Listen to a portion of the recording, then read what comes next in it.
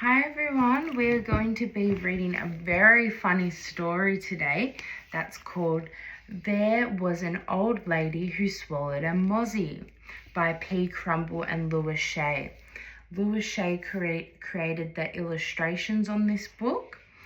And as we read, I'm going to pause and think aloud so you can see how I notice the rhyming words, the repeating words, and the other events of the story. I'm also going to ask you some questions along the way to help you think about the character of the story. So who can tell me what they think this story is going to be about by looking at the front cover? Maybe she's about her swallowing a mozzie, yeah, and that helps with the title of the book as well. All right, let's get into it. There was an old lady who swallowed a mozzie.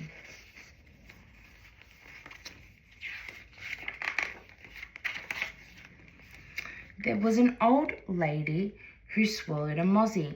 I don't know why she swallowed the mozzie. She's got to be Aussie.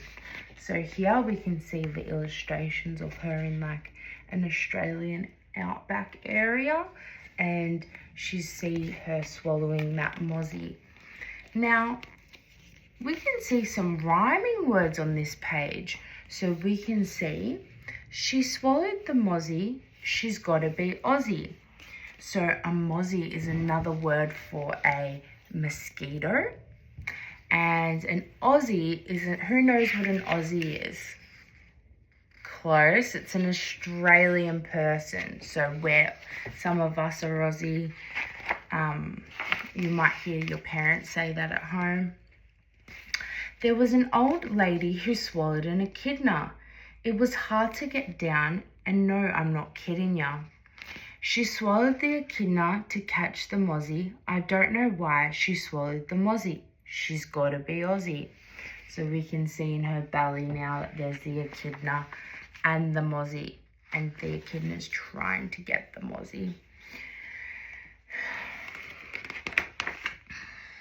There was an old lady who swallowed a snake. I'd rather eat cake, but she swallowed a snake. She swallowed the snake to wrap the echidna. She swallowed the echidna to catch the mozzie. I don't know why she swallowed the mozzie. She's got to be Aussie. So we can see on this page, they are retelling the story of in the order of animals she ate. So it started off with, they're going backwards. So she's saying the snake got the echidna got the mozzie. Why did she swallow the mozzie? She's got to be Aussie. So we can really see that repeating words here.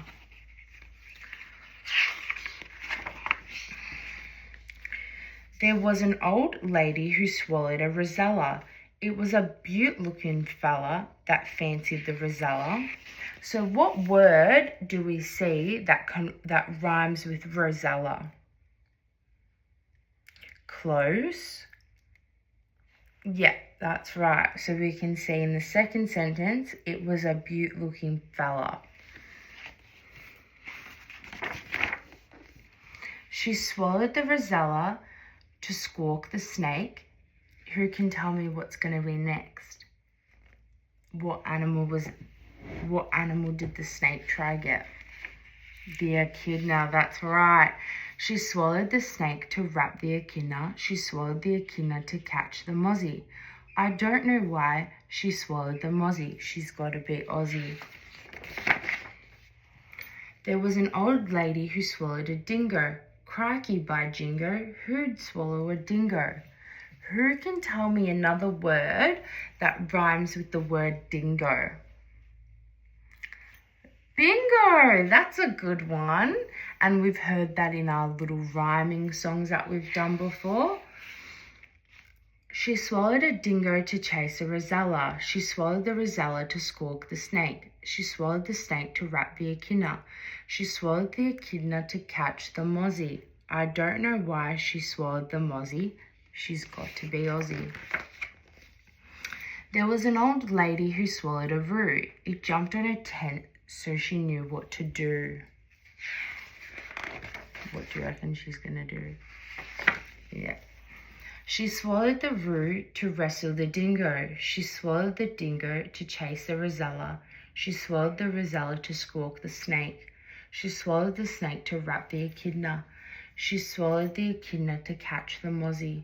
I don't know why she swallowed the mozzie. She's got to be Aussie. There was an old lady who swallowed a croc. What do we think she's going to do? It made her spew. What a shock. Look at all the animals now coming out. So I think we knew that was going to happen because her belly must have been very, very full with all those big animals. And now they're eating around the campfire, all hanging out together. So that was the story. So who can tell me something about the animals? Yeah. So they were all bigger than each other as they got on. Yeah. Another thing was they were all Australian animals. So I think this is a very good Australian book.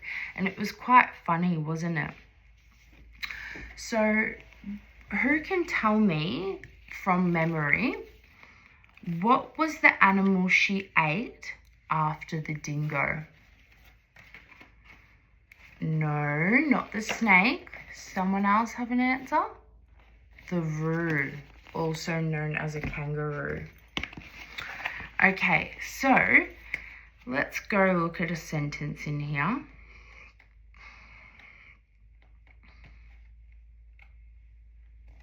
Okay, this is a good one. There was an old lady who swallowed a snake. I'd rather eat cake, but she swallowed a snake. Now, can someone tell me what we could change the cake rhyming word to instead? So do we reckon we could do, I'd rather bake a cake? We could also add that in, then swallow a snake or something like that. So we always have to look at the other options of the rhyming words that we could fit in the sentence. Another one could be, for that one, you could do make instead of bake. There's lots of different rhyming words. So I want you guys to think of the rhyming words that we have thought about in the book and put it down on your English book. So what your activity is now, I'm going to give you picture cue cards and with a partner, and on those picture cards are all the animals that this lady ate. So we're going to have the mozzie,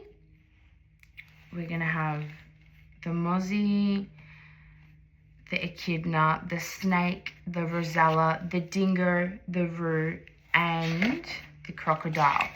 Now, what I want you to do with your partner is put them in the order that she ate them from. And remember what one of you guys said. What did we say about the animals? Yes, they're Australian. That's one good thing. But they were always bigger than each other. So then at the end, if you're feeling up for a little challenge, what we're going to do is you guys are going to create your own Australian animal after the crocodile, and you're going to draw it, and then you're going to write a sentence about it like they did in the book. So for example, let's say there was an old lady that swallowed a cockatoo. It squawked so loud it went cockatoo. So we see that rhyming going on there.